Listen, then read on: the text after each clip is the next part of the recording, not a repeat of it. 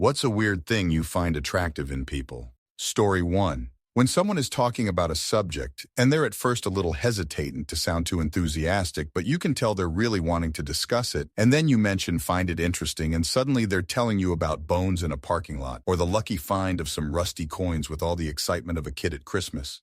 Or when someone brings you a rock, and is near screaming because it's stripy, and they launch into an explanation of rocks and what makes this rock different than that other rock, because first the color and then the color. Story 2. Unique features, not the ones that are seen as classic beauty features, but ugly features, as some people would call it. So fucking attractive. I have a big crooked nose and hated it for 30 years. Now it's the thing I love the most about myself. Story 3. Secretly being super nerdy, but like shy to talk about their interests. IDK, it makes me feel like there's way more of a connection than if they were super open about it from the start. Probably also because I'm the same way. Story 4. I'm 5'4". I like guys my height or slightly taller. The tallest within my best height category would be 5'8". It's not a deal breaker when dating, but I like looking someone in the eye when talking to them standing up, rather than up their nostrils. Also, shorter guys are cute as fuck. They're cute as... Edit.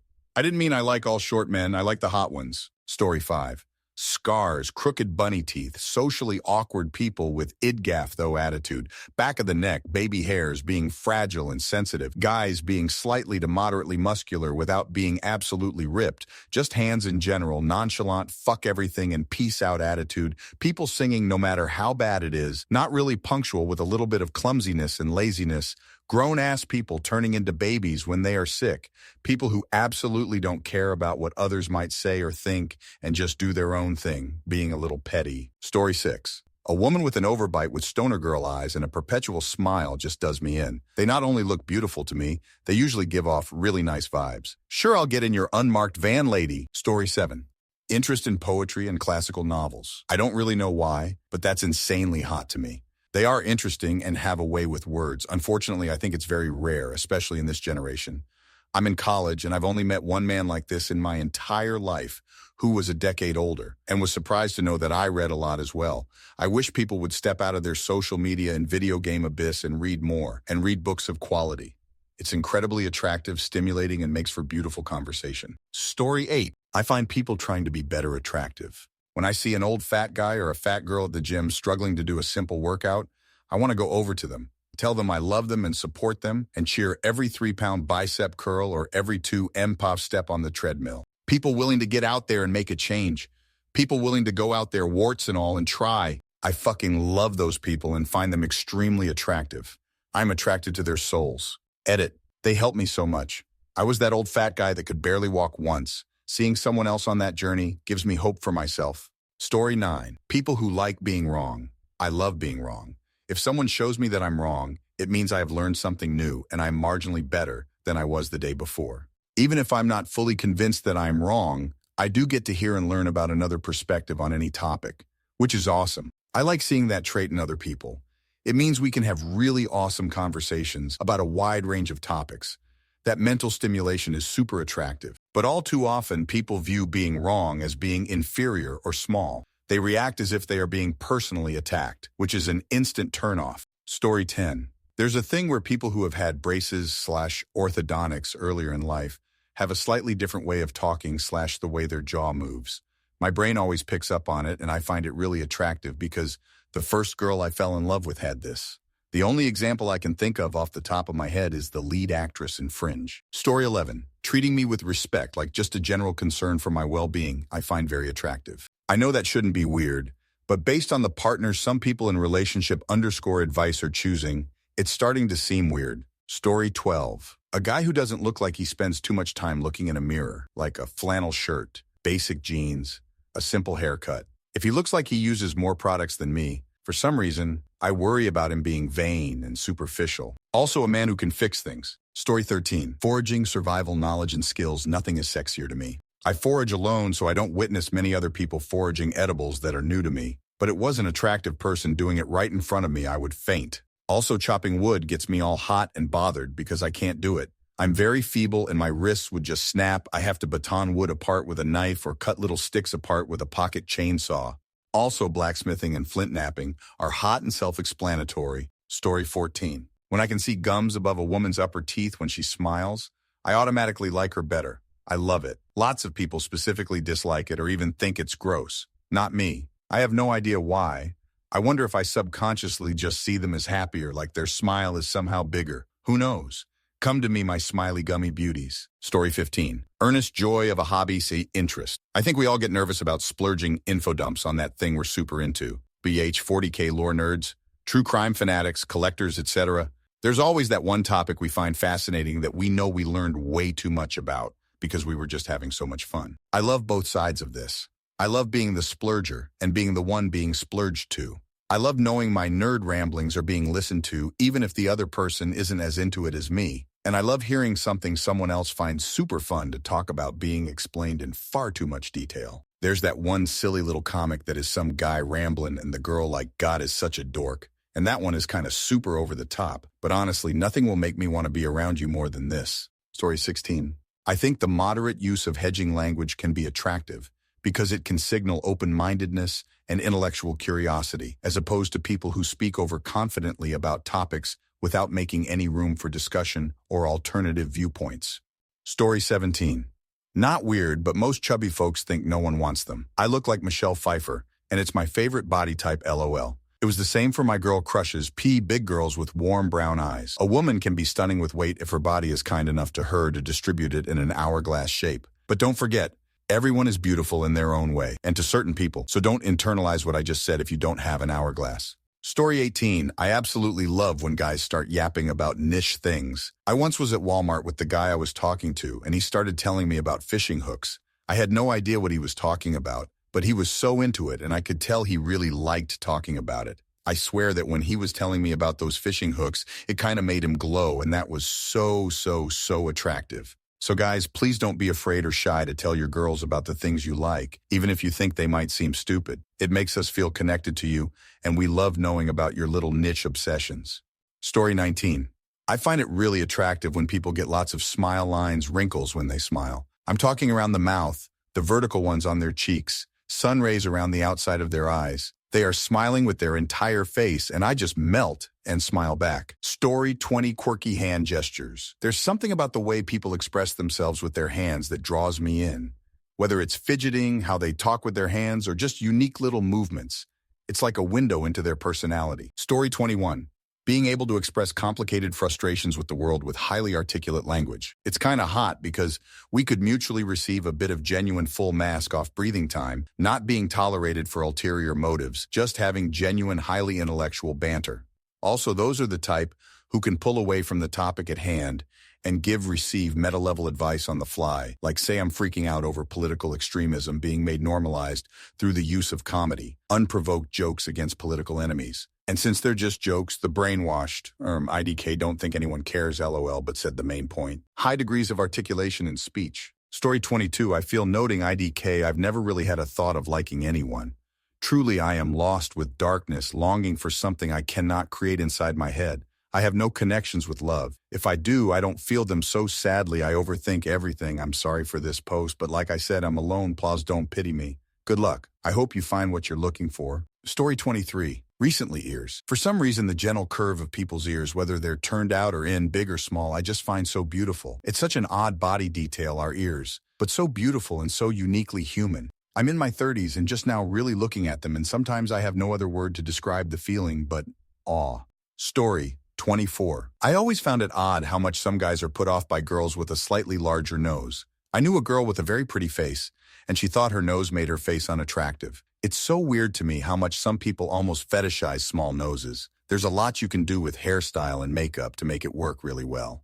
Story 25. When they are really excited, talking about their hobbies and what they enjoy, and I love weird, goofy laughs, also scars. I think scars are so hot, and I like noses. That sounds weird, but it's one of the first things I notice about a person, especially bigger noses. I find them so attractive and not a weird thing, but I love chubby guys. Story 26. Shoulder muscles. A good shoulder muscle is shapely, smooth, and indicative of overall good physical condition for men and women. But for me, there's nothing like a woman in a sleeveless dress or top with fine, shapely shoulders and arms. Story 27. When someone is cooking with you, I love to cook and work as a line cook for a career.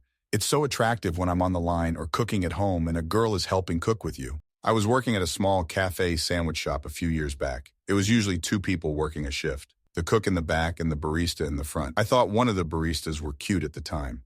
One day we had a huge lunch rush, just me and her working the shop. At one point, my station was getting so slammed she had to come in the back to help out with the orders. And the cook station was fairly small, so when two people are on it, they're basically touching shoulders while working. That day, our work system and flow were on point. It's hard to explain, but our work chemistry was amazing. I hadn't worked a station with someone during a rush so smoothly in my whole career. It was like she knew exactly what I was going to do and how to help finish the orders without the both of us even saying a word. We were basically reading each other's minds, and the way she gracefully moved back and forth behind me to assist me gave me butterflies. It's hard to explain. Unfortunately, she left the job to focus on her college studies and we lost contact since. You really have to be in the moment to understand the experience. Do any chefs or home cooks have an experience like this? Story 28 sounds silly, but my biggest attraction is people that have dreams for the future.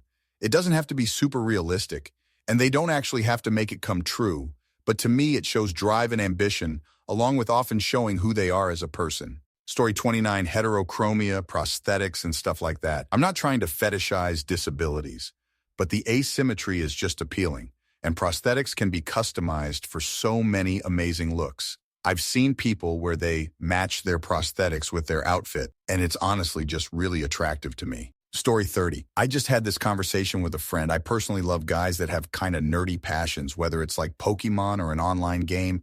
I also love vulnerability, emotional intelligence, empathy, but I feel like that's not a weird thing. Normal, really. Stretch marks. I also love when a man is handy, can fix stuff. And hands. Love me a good set of hands. Story 31.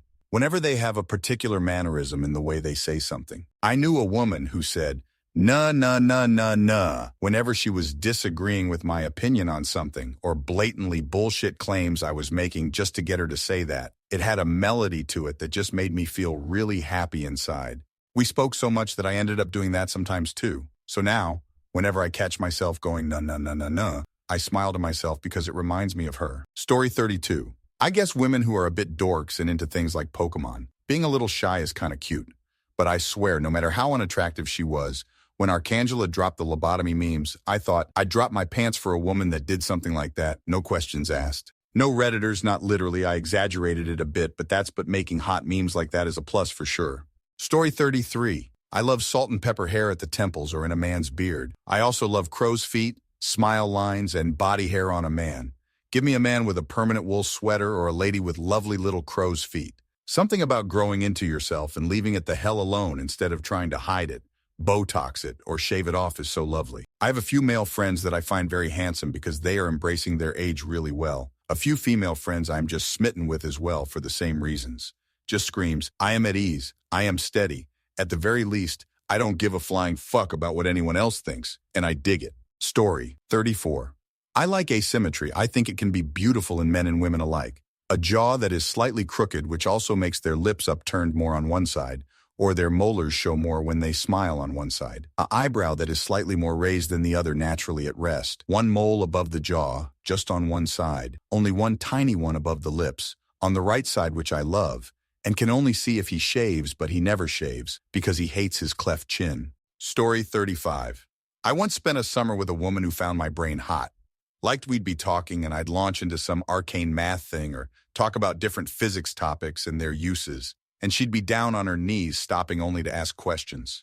It was hot as a 19-year-old, but it's kind of odd to think about now. Story 36. I don't know if those things weird or not, but I like speech. Don't know if it's the right English term. It's very cute. Also albinos with very furry eyebrows, freckles all over the body, small legs, eyes that are very apart, small lips, big cheeks. Story 37. Smooth lips. I think most average folks have lips with various amounts of vertical lines, creases, but sometimes you'll see a woman with lips that look like they're made of like porcelain or glass or something.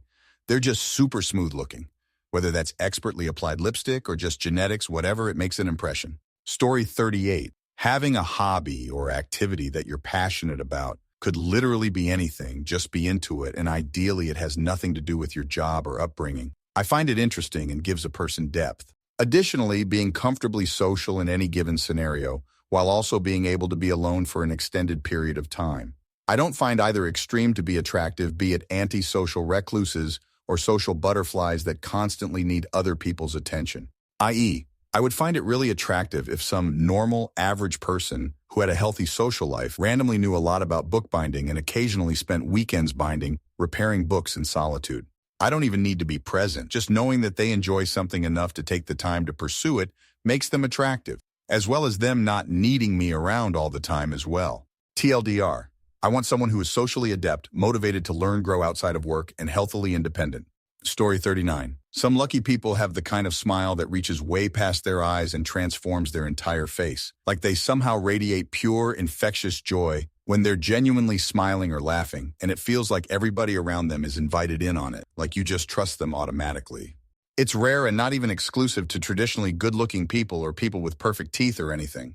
Story 40. Since I find it less common, does genuine confidence count, or even genuine attempt of being confident? Because that is amazing stuff right there. Not cockiness or arrogance, unless it's playful, of course, but confidence, posture, eye contact, ownership of a space. Sign me up.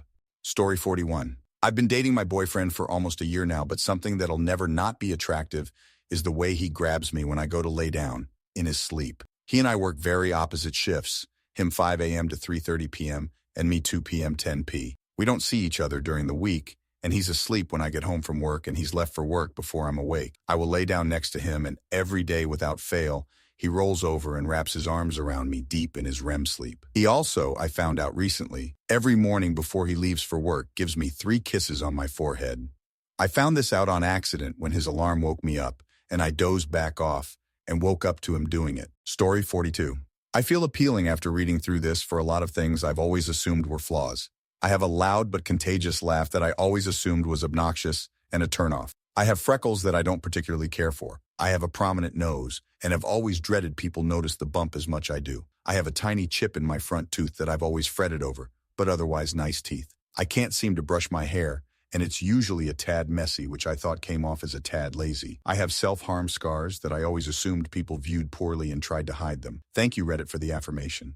Story 43. When people have a gap between their 2 front teeth, like my husband.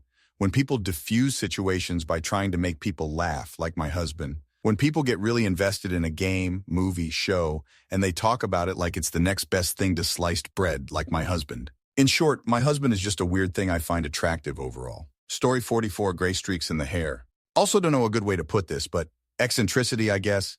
Not like rich guy doing stupid shit, but someone being unapologetically themselves, loud, full of energy, excited. I myself am the opposite, and it's something I find incredibly attractive. I also tend to like people who are bigger than me, not in a fetishy way, but just like IDK, I find it beautiful. Body hair, too.